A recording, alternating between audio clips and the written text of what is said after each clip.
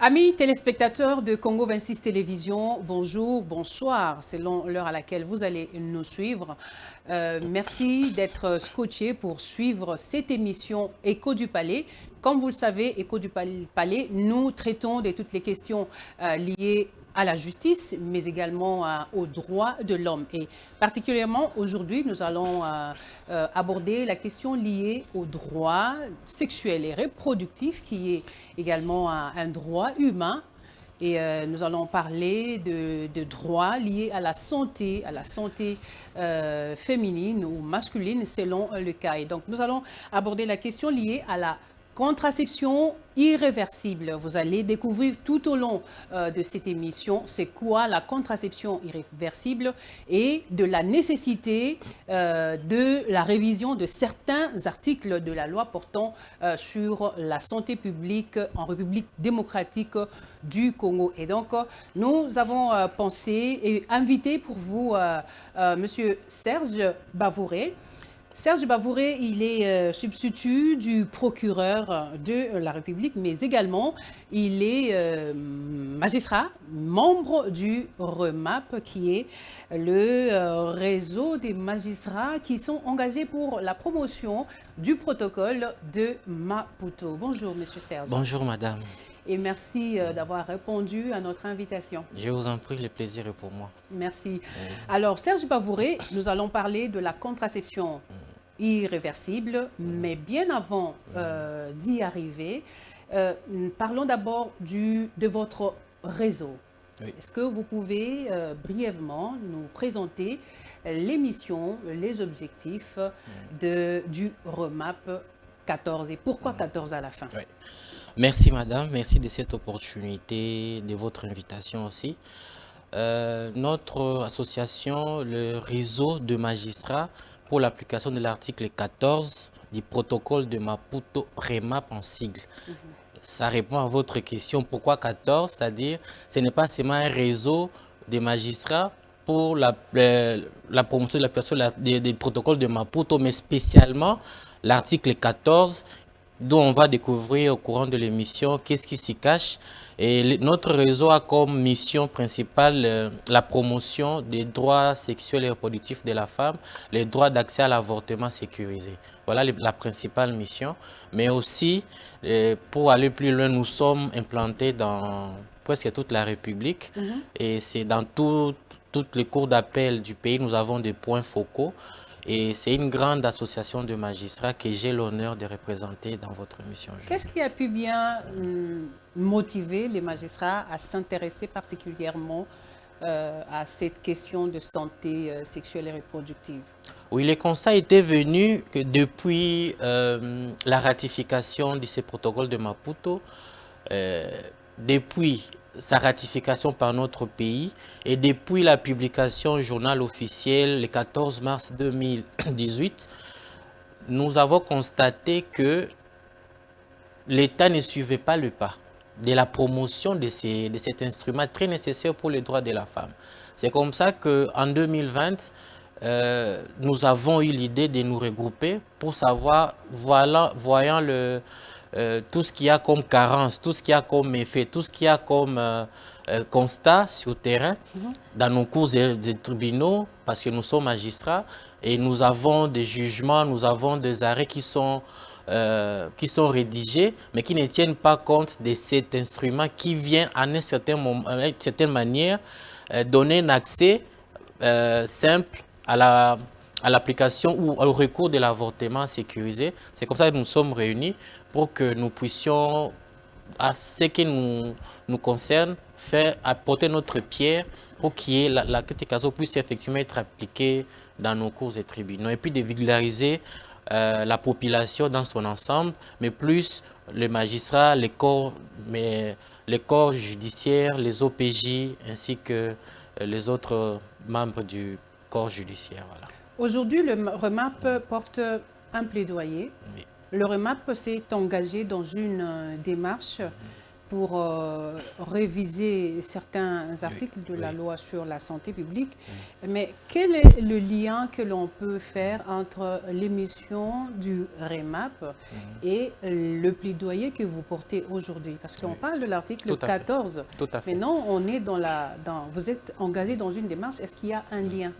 Bien sûr, le lien est que les constats ou les constats amers depuis la publication au journal officiel de cet instrument juridique, l'article 14 n'a pas été domestiqué dans notre législation parce qu'il y a plusieurs lois qui contredisent l'article 14 du protocole de Maputo, dont le code pénal lui-même, la loi portant protection de l'enfant, la loi portant code ontologique médical et puis la loi sur la santé publique. C'est comme ça, au vu de tout ça, nous nous sommes dit, nous devons commencer quelque part. Nous sommes dans une synergie avec la FEJICO, l'Association des femmes juristes du Congo, qui porte ces plaidoyers. Nous ne sommes là qu'en soutien, mais c'est toute une synergie pour ces plaidoyers de voir les législateurs, donc l'Assemblée nationale et le Sénat, et plus loin, le président de la République, de vouloir domestiquer cet article 14 dans notre législation.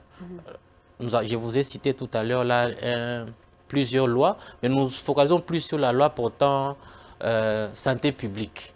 C'est une loi qui a été votée en 2018, mais qui a beaucoup de dispositions contraires au protocole de Maputo qui doit être d'application immédiate après la ratification. Mais dans le cours des tribunaux, nous avons remarqué d'abord il y a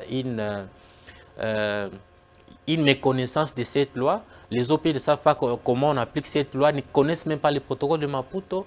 Certains magistrats dans beaucoup de ressorts, ne savent pas l'existence de cette loi. Et c'est comme ça que nous avons voulu, au lieu de chaque fois parler du protocole de Maputo, si c'est domestiqué dans une loi, dans une de nos lois, les lois que je viens de vous citer, ça va avoir une application immédiate, que ça devait déjà avoir depuis la ratification. Mais c'est plus pour conformer un peu à cet instrument juridique africain, régional, que nous avons porté ces plaidoyers de modifier certaines dispositions de cette loi portant santé publique. Voilà. Une responsabilité, une charge, une mission louable parce que à ce jour, ce que vous dites, Oui. Beaucoup de magistrats méconnaissent cet instrument, Oui. le protocole de Maputo, de telle sorte qu'il y a certains professionnels de santé qui Oui. se retrouvent aujourd'hui Tout à fait. derrière les barreaux. Oui. Parce qu'ils ont apporté des services à certaines femmes qui y ont sollicité. Et donc, je crois que c'est assez louable, cette mission. Tout Mais à fait. pour la bonne compréhension par rapport à nos téléspectateurs, le plaidoyer en question va porter sur quoi? Ou porte sur quelle loi précisément? Oui. C'est quoi le contenu? Voilà. Et puis, nous allons être un peu bilingues aussi pour la meilleure compréhension de nos téléspectateurs. Expliquer en français et lingala. On voudrait un peu savoir, c'est quoi exactement votre plaidoyer repose sur quelle loi et quel article concrètement? Voilà. Notre plaidoyer, je vais vous suggérer de temps en temps de me relancer en langue nationale. D'accord, alors j'en parle déjà deux facilement, le Swahili et le Lingala. Ok. Les Chiluba et les Kikongo, ça serait un peu compliqué. Alors, notre plaidoyer porte sur la révision principalement de l'article 81 de la loi sur la santé publique. Mais il y a aussi les articles 15, les articles 41, 86 et les autres articles qu'on a complétés. Alors, l'article 81, pourquoi on se focalise, c'est l'article qui parle de la contraception, la loi qui parle d'une mesure de contraception irréversible et réversible. Alors, dans la loi qu'on est en train de faire, le plaidoyer pour que ça puisse être changé, la loi stipule que l'article 81, toute personne en âge de procréer peut faire recours à une contraception réversible ou irréversible. La contraception réversible, c'est tout simplement parce que très simple. Avant ou après l'acte sexuel, on prend des produits, des contraceptifs pour ne pas concevoir. Mais là, ce qui devient maintenant compliqué, c'est la contraception irréversible. C'est-à-dire, l'homme, parce que ce n'est pas seulement la femme, hein, l'homme ou la femme contacte un professionnel de santé pour lui demander de ne plus procréer de toute sa vie, pendant qu'il a encore l'âge de procréer. Là, quand même, ils bien parce que mingi tout le monde a bandeko basinde bazaka na possibilité wana ya ko recourir na ba méthode irréversible réversible. Oui. Et pendant que l'homme a recours à la méthode réversible, voilà. Bon, il y en a, parce qu'il y a quand même des préservatifs masculins qui, des mais pilules, bon, et des pilules oui. Pour les femmes essentiellement. Mais à la particularité de cette loi, c'est que la méthode irréversible, et ça peut possibilité, nandeko moi si tout mon bali à kata. Voilà. Donc, ça veut dire que aussi au monique au botali sous-souté, nde au lobby que pour nangai sengeli nakata ko bota les alande ko mobali les ala ndeko mwasi. Voilà. Très bien. C'est dans ce sens-là que bon, c'est une polémique. Batuwa bi lo ango te balobi non bino boyina bilko amindele po bana ba si ba botali sous-souté bino. D'abord, le protocole de Maputo, j'avais oublié de le rappeler, de le souligner au début. Le protocole de Maputo ne vient pas autoriser l'avortement. L'avortement, il a déjà infraction. C'est une infraction du point de vue du code pénal. Mais le protocole de Maputo ayait juste qu'à ouvrir une brèche à tout ce qu'il y a comme avortement ou tout ce qui peut avoir lieu avec l'avortement pour quelques cas précis. C'est-à-dire, en cas de viol, en cas d'inceste, en cas de la grossesse provoque déjà des problèmes de santé chez la maman, ou quand on voit que le fœtus pourrait présenter des risques d'être né peut-être avec une malformation. La femme, avec consentement, parce que ce n'est pas obligatoire. Non, moi je vais accoucher. On m'a violé, mais c'est mon enfant, je vais le garder. J'ai couché avec mon père, mon frère, ma soeur, tout ça, mon oncle, et plutôt mon frère, tout ça, je vais garder cette grossesse. Ainsi de suite. Donc ça veut dire que Munganga Aroé la yo nanda côté que non pour violer yo to au botimo nana yaya na yo noko na yo ou bien akoye la nanda côté pour na obliger yo longo lazemi wana non facultatif, ce n'est pas obligé, mais seulement ça se fait dans des conditions précises et ça ne se fait pas n'importe où. C'est ce qu'on disait tout à l'heure que dans beaucoup de dossiers judiciaires, bakangi munganga passe avortement criminel. Mais quand on suit bien, on vient de violer la fille. La fille vient peut-être de coucher avec son père ou son frère. Elle veut maintenant, l'approche étant majeure bien sûr, elle approche un professionnel de santé. En tout cas, moi je veux pas garder cette grossesse dans un centre avec tous les matériels, parce qu'il y a aussi des centres agréés, ce n'est pas n'importe où qu'on le fait. Alors l'OPJ ou parfois le magistrat, il prend, il arrête le médecin ou l'infirmier que voilà, avortement criminel. Alors pour revenir maintenant aux méthodes irréversibles, c'est que Moutou, de son propre gré, et puis on va voir la suite de cet article 81 que ce qui pose maintenant problème, c'est le deuxième alinéa. Et ça que pour l'avortement irréversible, contraception plutôt irréversible, il faut obligatoirement l'avis de 3 médecins. L'avis écrit de 3 médecins plus un psychiatre. Nous savons bientôt nos conditions au Congo ici. Si ici à Kinshasa, on peut facilement recourir à un médecin, ce n'est pas dans les fins fonds du pays. Et dans les fins fonds du pays, où est-ce que vous pouvez avoir un psychiatre? Il y a des ce qui avait été fait par une ONG. On dit dans tous les pays, il n'y a que 52 psychiatres. Wow. Et dans les 52 psychiatres, 48 sont concentrés ici à Kinshasa. Alors, dans les fins fonds, comment une femme qui veut recourir à son droit de contraception réversible peut en avoir droit? C'est comme ça pour éviter aussi beaucoup de méfaits, beaucoup de recours illégaux, on a pensé, des associations, la synergie, Encadrer, oui, encadrer, qu'on ait un surtout cadre légal. changer cet article, la modifier dans le sens de c'est le plaidoyer qu'on a même fait avec la proposition de loi modifiant. Au lieu de 3 médecins, il n'y aura qu'un seul médecin. Un seul médecin et puis un psychologue ou un psychiatre. Ici à Kinshasa, dans les zones on peut avoir recours à un psychiatre, mais dans le fin fond, même un psychologue clinicien peut donner son avis.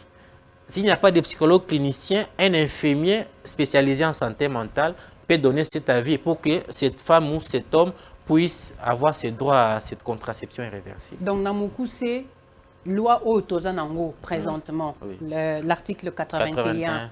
Il y a sur la santé publique et lobby que ceux qui moi si alingi akatamabota complètement et c'est ngeli minganga misatu médecin et puis bah médecin on a inscrit à l'ordre de médecin dans ordre de médecin donc bah dans un numéro voilà alors misatu et puis un psychiatre voilà. donc bah signer document voilà pour que au moins si à bénéficier d'un service où il y a contraception irréversible. Mais contraception irréversible, magistrat, Yelingi Kolobani, expliquez-moi en dessous, malam na lingala, va comprendre, Yelingi Kolobani, une contraception irréversible. Pour réversible, toyebi.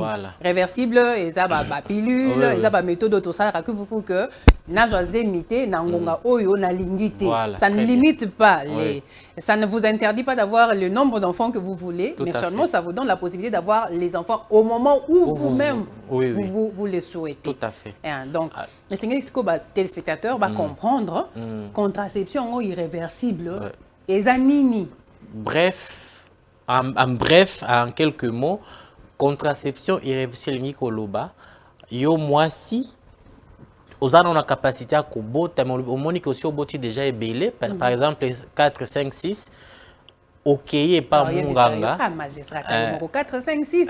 Par exemple, c'est bazar mouké. Oui, c'est pas la biso pour ba comme belé faut casier. Oui, oui. Est-ce qu'on peut naïe? Il y a mon qui par rapport naïe. Pour nanga 6 déjà koki boé. Na lingi na kata. Na lingi comme la pilule, tengi ko doit tonga, na lingi tout ça préservatif. Voilà. Donc tonga on a protection à 100%. Voilà. Surtout qui au comme sous naze. Ndia lobby akepa munganga, nga na lingi longolanga matrice. Na ba trompe longolango, na bota sosote. Babo babengi na français ligature des trompes. Voilà, donc balongolango, tout ça, c'est un acte chirurgical, ce n'est pas une petite acte. Il faut pas opérer balongola. Ce qu'on est acte c'est qu'on appelle contraception irréversible. Donc, pour nous libérer le à moins d'un miracle, on est chrétien, on est croyant. Peut-être dans le non, azongisi matrice lisusu sika peut-être, mais déjà sur le plan médical, balongoli matrice, balongoli ba trompe nyonso tikali bongo kobota kalisusu te. Pour l'homme, médicalement, je ne sais pas comment ça se passe, mais c'est sûrement qu'on va recourir à l'organe reproducteur de sperme. Je ne sais pas comment ça se passe médicalement. Oui, quelque chose comme ça. Mais c'est pour... Il y a l'ibé là, c'est qu'on dit. Ça dit que vous n'allez plus avoir le choix demain de revenir. Non, bosalaki bon, on a ça qui est erreur. Bozong c'est la matrice, c'est fini. Mais on a par exemple, tout nana nous bandeko bosai na bango synergie. Oui. Hein, comment commis na démarche wana, qu'est-ce qui leur a poussé finalement de pouvoir initier la démarche? Est-ce que yoki basi? Si. Est-ce qu'elles ont entendu, est-ce que les membres de la synergie ont écouté, ont eu suffisamment? Est-ce qu'il y a eu des statistiques où les femmes se sont prononcées, où les hommes se sont prononcés? Parce que vous ne pouvez pas porter une responsabilité pour laquelle on ne vous a pas confié une mission quelconque. Il va falloir que les membres de la synergie nous expliquent un peu pourquoi ils sont arrivés à initier la démarche. Alors, je vais demander à la régie de pouvoir nous balancer une interview que nous avons eu à accorder à Madame Pélagie. Pélagie Ebeka. Maître Pélagie. Pélagie Ebeka, qui est présidente des femmes juristes du Congo. Elle va nous donner les motivations de cette démarche qui a fait que d'autres membres de la société civile ou de la magistrature puissent s'impliquer dans sa démarche. Ça fait bientôt 11 années que notre association travaille sur la santé sexuelle et reproductive, n'est-ce pas? Et dans nos rayons d'action, dans nos moyens d'action, nous avons non seulement la vulgarisation, la sensibilisation de la population par rapport à cette thématique, mais nous avons également à travailler sur l'amélioration du cadre juridique congolais. Et en faisant ce travail, nous nous sommes rendus compte qu'il y avait quand même quelques soucis dans le cadre, c'est-à-dire dans le cadre juridique congolais, c'est-à-dire la loi cadre sur la santé publique, qui posait problème en matière de contraception irréversible par rapport aux différents cas que nous avons rencontrés sur le terrain. Voilà pourquoi nous avons décidé de mener une étude pour obtenir les évidences nécessaires et nous avons décidé d'entamer cette démarche de plaidoyer pour que le législateur puisse revisiter l'article 81 de la loi cadre sur la santé en assouplissant justement les conditions parce qu'elles semblent rédhibitoires et elles ne permettent pas aux hommes et surtout aux femmes, n'est-ce pas, qui sont désireuses d'avoir accès à une contraception irréversible de le faire. Voilà la raison d'être de notre démarche et de notre présence ici. De retour sur ce plateau, Serge Bavouré, nous aimerions savoir comment vous avez procédé, vous, parce que là nous venons d'entendre la réaction de la FEJUCO, à votre niveau du REMAP 14, comment vous avez procédé pour que nous puissions être là où nous en sommes aujourd'hui? Quelle a été la procédure? Quelle a été la procédure que vous avez eu à faire, à réaliser pour pouvoir arriver aujourd'hui à ce plaidoyer que vous portez des pieds fermes? Merci madame. Tout à l'heure, je venais de vous dire que nous sommes dans une synergie de plus de 70 organisations de la société civile militant dans le droit sexuel et reproductif de la femme. Et nous sommes réunis avec en tête la FEJUCO, avec comme partenaire technique financier de MSA RDC. Nous sommes réunis pour rédiger l'argument, pour d'abord réfléchir sur quels sont les problèmes profonds dans les droits sexuels et reproductifs de la femme au Congo ici et la solution que nous pouvons apporter à notre manière. Nous avons rédigé l'argumentaire pour le plaidoyer. Nous avons fait la monture de la proposition de loi à soumettre, à faire endosser à un parlementaire. Et c'est comme ça que nous avons fait annoncer, nous avons quelqu'un qui est aussi dans ces domaines depuis longtemps, l'honorable Olivier Kabea, qui a pu endosser cette proposition de loi. Elle a été déposée depuis le 20 mars, si je ne m'abuse, de cette année. Et la loi, ce que nous souhaitons, et que cette loi, comme ça a déjà été déposée au niveau de l'Assemblée nationale, déclarée conforme par le bureau d'études, et nous souhaitons vraiment que nous allons continuer le plaidoyer pour que, comme nous sommes pendant les vacances parlementaires, pour qu'à la rentrée, le 15 septembre, c'est vrai que c'est une session essentiellement budgétaire, mais qu'il y a beaucoup de propositions de loi, de projets de loi qui sont traitées, que ça soit traité, que ça soit passé au débat général pendant cette session. Parce que ça est en commission, nous allons encore aller en commission, parce qu'on va nous inviter en commission pour nous demander un peu notre vœu, ou bien avoir poser plus de questions.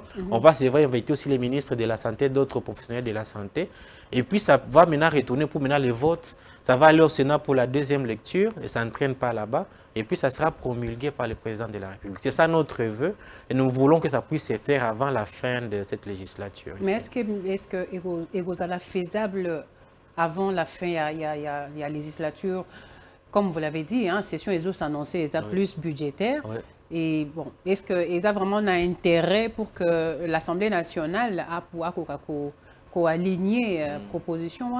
Oui, ESA a un intérêt makasi parce que santé il y a basi, santé sexuelle et reproductive, ce n'est pas une matière simple. Ce n'est pas une matière à négliger. à l'instar de la loi sur les référendums, nous faisons confiance à nos députés, à nos sénateurs, à nos parlementaires. Et nous avons eu sur ce point de vue-là l'assurance d'honorable Olivier Kabea que, à l'interne, tout est déjà en train d'être fait pour que ça puisse connaître une célérité et qu'on puisse vraiment aboutir à cette promulgation finalement par le président de la République. Puisque vous êtes juriste de formation avant tout, mais quand on expliqué na bandeko baolanda biso yambo loi wana ekoma penda opérationnel bien effective ou bien ebimisa ba effet nango sur la population que nous sommes. Étape nini proposition de loi pour que au finish et s'opposer na biso nyonso. Voilà. Donc, dans les cas d'espèce de la contraception irréversible. Voilà. Actuellement et pour s'opposer, bandeko basi bakoko se dire bon, na katikati ya une année ou 2 ans, on peut pousser un ouf de soulagement. Finalement, tokoyi kozala na droit, il y a ko solliciter droit, il y a contraception irréversible parce que mobeko ici ezwami na kati na mboka na biso. Voilà. Processus législatif et ça déjà si déjà déjà 3 étapes. C'est-à-dire première étape d'abord de la rédaction. La rédaction on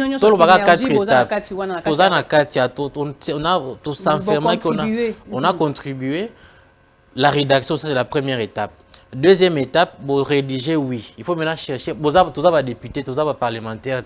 Alors la loi dit que pour que une loi puisse être portée, il faut soit un parlementaire ou soit 100 000 personnes. Alors pour commencer à récolter des signatures, ça va nous prendre beaucoup de temps. C'est comme ça qu'on a trouvé un parlementaire. Tous les parlementaires ont déjà un souci on a payé à santé reproductive de la femme, de la femme. Mais Andimi ko endossé ango. Écoutez, puis la commission déjà, donc c'était vraiment très facile. Après, Azu ango, deuxième étape, à déposer ango na bureau et Assemblée nationale. Et à déposer en gros, il faut dans l'administration, il faut qu'il y ait un bureau d'études. Le bureau d'études et dans la conformité par rapport aux lois, par rapport à tout ça. Est-ce que la loi bon, est-ce que la constitution allait passer et ainsi de suite. Et le bureau d'études de Silici, et Tindango Siko, et Tindango na bureau pour dire que biso topé c'est avis conforme ou favorable ou défavorable. Dans notre cas d'espèce, proposition nationale, avis favorable à bureau d'études. La prochaine étape est que loi, il faut des propositions de loi, il faut aligner dans la matière, matière législative, dans le calendrier septembre.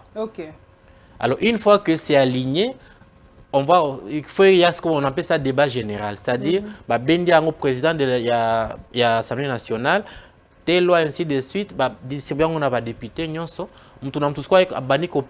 d'abord honorable Olivier Koleka a lobby l'économie de sa proposition de loi, de quoi il s'agit ainsi de suite. Après, Kozasko ouvert au débat.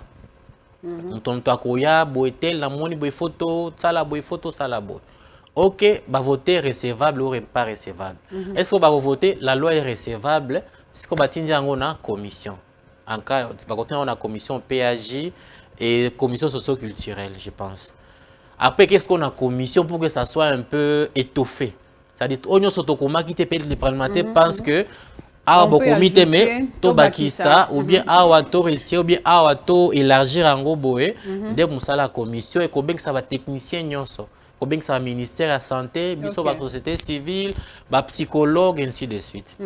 Après, si la commission sali rapport na plénière. Parce que si musala salango et kozonga na plénière. Na plénière ne batangi rapport, so bani ko adopter article par article. Et si li bongo, la loi est adoptée. Après, ce que la loi est adoptée, qu'il y a une seconde lecture, na Sénat. C'est juste pendant que la Sénat 15 jours pour que à réexaminer en gros. Et ce qui est examiné dans des termes similaires, loi ils a voté et qui est vote à Sénat normal et qui est pas à président de la République pour promulgation. Et le président a 15 jours pour promulguer cette loi. C'est va promulguer en gros commis réputé applicable. Ou bien président Koloba non, je renvoie ça à seconde lecture ou bien je renvoie ça à la Cour constitutionnelle pour la conformité à la Constitution. Après, maintenant Ndesiko Kende, une fois que tout est fait, le président promulgué et qu'est-ce que le journal officiel? Comme on dit, nul n'est censé ignorer la loi. Une fois que c'est publié au journal officiel, maintenant est commis applicable. Donc les mamans peuvent déjà solliciter. Bah, qui n'est pas docteur, non psychologue, allez, commencer déjà le. Pour ceux qui le souhaitent, bien sûr. Pour ceux qui en ont aussi, sont aussi dans le besoin. Voilà. Alors, Monsieur Serge, revenons un peu sur ce plaidoyer une fois de plus. Oui. Est-ce que vous n'avez que l'article 81 sur lequel vous vous êtes basé ou bien il y a d'autres dispositions pour lesquelles vous vous battez également? Il y a d'autres dispositions, c'est l'article 15 qui donne la possibilité à tout un chacun de recourir à un professionnel de santé de son choix. L'article à quoi? À un professionnel de santé de son choix en cas de nécessité. L'article 41 qui parle de la couverture santé universelle. Donc on a essayé un peu d'élargir ça. Pour profiter, Kaka, ce n'est pas seulement l'article 41, on a aussi profité pour certaines dispositions aussi pour essayer un peu de les adapter. L'article 86, aujourd'hui c'est l'article 14, on domestique maintenant ça dans notre législation. L'article 14, il y a protocole? Il y a protocole de Maputo. Ok. Donc vous avez profité, faire... Oui, on a maintenant pris l'article 14 parce que jusque-là, l'avortement était strictement interdit chez nous. Strictement. C'est comme ça que l'article 14, on a loi portant santé publique. C'est-à-dire que l'avortement est interdit, sauf en cas de viol, en cas d'inceste, en cas où la santé de la maman est vraiment, ou une malformation, tout ça. C'est ça maintenant comme dans l'article 86 qui sera maintenant d'office applicable. Donc nos OPJ, d'autres magistrats, ils auront vraiment de la matière quand ils n'ont pas attendu par le protocole de Maputo. La loi qui est là promulguée dans les journaux officiels, ils sont obligés de l'appliquer. Voilà. Donc ça sera opposable à tous. Voilà, c'est ça. Merci beaucoup Serge Bavouré. Je rappelle à nos téléspectateurs que vous êtes substitut du procureur de la République, mais aussi vous êtes chargé de plaidoyer au niveau du REMAP 14. Amis téléspectateurs, nous sommes en train de chuter par rapport à cette tranche d'écho du palais. Je rappelle, nous avons parlé de la contraception, de la nécessité de la révision de certaines dispositions. Oyo ezali na kati ya loi ya santé publique actuellement.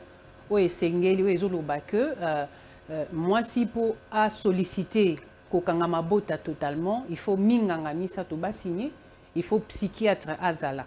Yango wana bandeko basangana ki na kati ya synergie oyo bazali ba magistrat bazali ba avocat bazali ba avocat bazali société civile, société civile.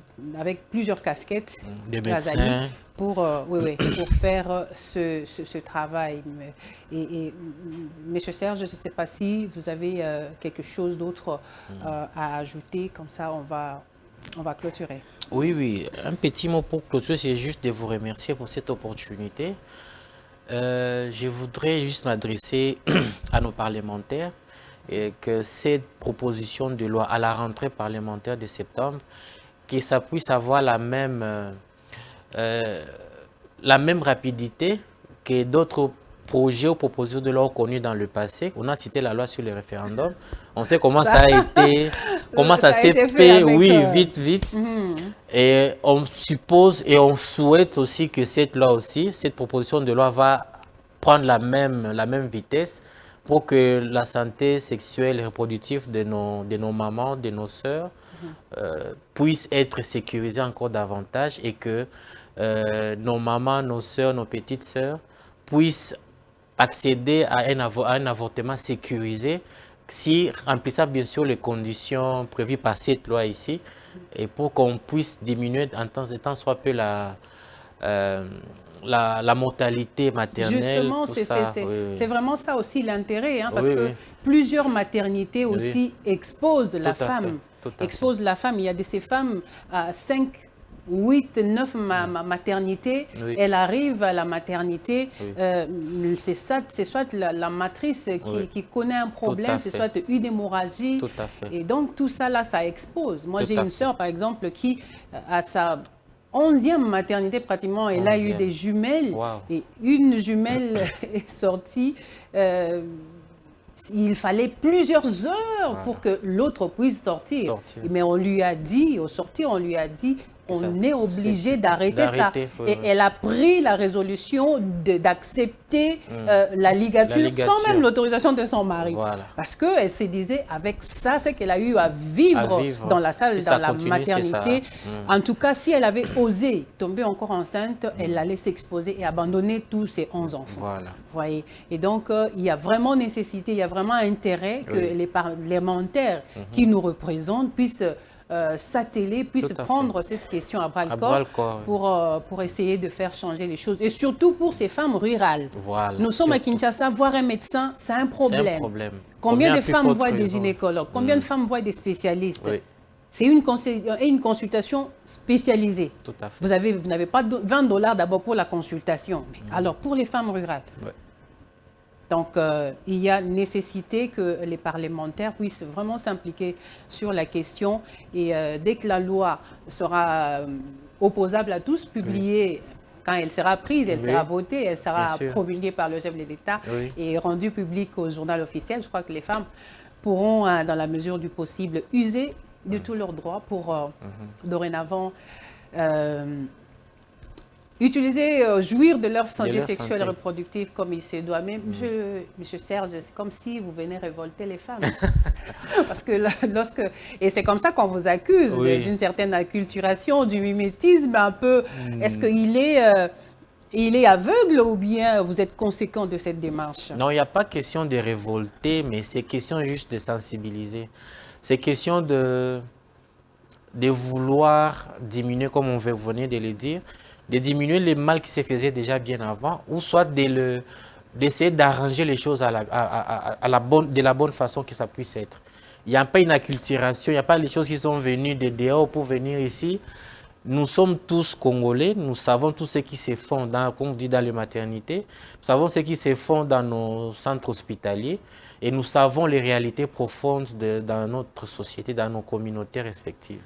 C'est vrai qu'il y a des préjugés religieux, il y a des barrières coutumières, mais la loi déjà, comme j'avais dit, le simple fait que nous avons ratifié le protocole de Maputo, automatiquement, sans même créer des lois d'application, ça devait s'appliquer automatiquement. Mais c'est suite à ces manques d'application que nous venons effectivement pour réveiller un peu l'État. C'est l'État qui doit le faire. Nous sommes là que pour appuyer et l'élever aussi de l'État. Vous êtes engagé à faire ça, mais vous ne faites même pas la promotion de ce que vous avez fait. Donc, c'est laissé comme ça, même que c'est publié au journal officiel, mais dans nos cours et tribunaux, surtout nous, magistrats, nous voyons ce qui s'est fait et c'est que nous avons fait des monitoring dans presque 6 provinces. Et voilà, c'est vraiment compliqué. Il n'y a pas une révolte à quelque chose que ce soit, non, c'est juste... nous faisons ce qui peut être de notre possibilité, tout en appuyant l'État dans son devoir de protéger, de promouvoir les droits à la santé sexuelle et reproductive de la femme. Serge Bavouré, merci. Merci, madame. Ça a été un plaisir d'aborder avec vous cette question de la contraception irréversible. Merci. J'ose croire qu'en tant que communicateur, nous apportons également notre pierre. Nous serons toujours là pour pouvoir accompagner ce plaidoyer. Parce que engagés au niveau du réseau des journalistes pour la santé sexuelle et reproductive, nous recevons beaucoup de cas. Beaucoup de cas. Récemment, une dame m'a appelé. Elle a été kidnappée, violée, puis elle est tombée enceinte. Elle a sollicité d'être accompagnée pour un avortement sécurisé. Et donc, je crois qu'il faut que les gens aient de la bonne information pour ne pas tomber dans les préjugés. Mesdames et messieurs, ça a été un plaisir de vous présenter Écho du Palais de ce jour. Je dis merci à Guilain qui a été derrière la caméra et je vous retrouve prochainement avec le même plaisir. Au revoir.